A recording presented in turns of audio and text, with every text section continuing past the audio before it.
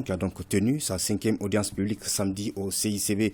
Une douzaine d'interventions ont été enregistrées et ont permis au public d'appréhender le caractère violent du conflit qui se déroule dans notre pays, avec comme conséquence la martyrisation des femmes et des enfants, principales victimes de tous les conflits. Alousseni Touré.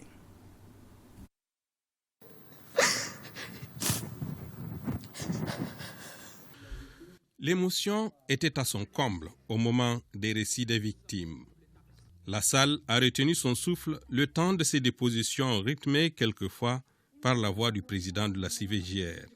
Il donnait la parole, appréciait les récits et relançait les victimes au besoin. Principale caractéristique de ces audiences, toutes les femmes sont violées et violentées.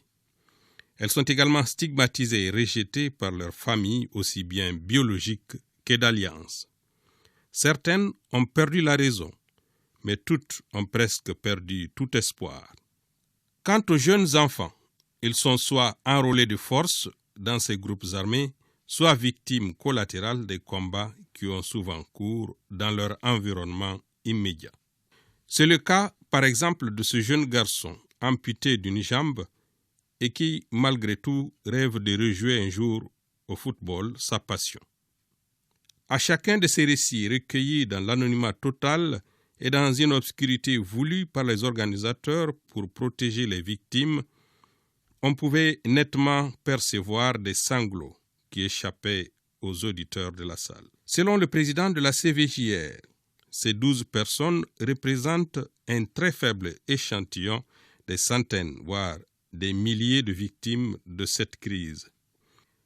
Il n'a pas manqué de louer le courage des victimes, lequel leur a permis de venir témoigner pour l'histoire.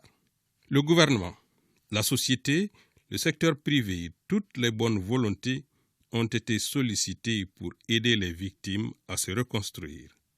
C'est d'ailleurs là le premier objectif de cet exercice public. La CVJR invite l'ensemble de nos concitoyens à œuvrer ensemble autour des victimes et de leurs familles pour les soutenir et les accompagner afin de faciliter leur reconstruction. Cette journée n'aurait pas été possible sans le concours précieux de divers acteurs que je tiens ici à remercier très chaleureusement. Je salue les associations de victimes ainsi que les organisations de défense des droits de l'homme pour leur engagement constant aux côtés de la CVJR.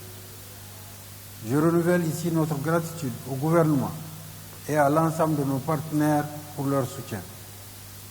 Permettez-moi de remercier très chaleureusement la presse nationale et internationale qui a toujours accompagné la CVJR.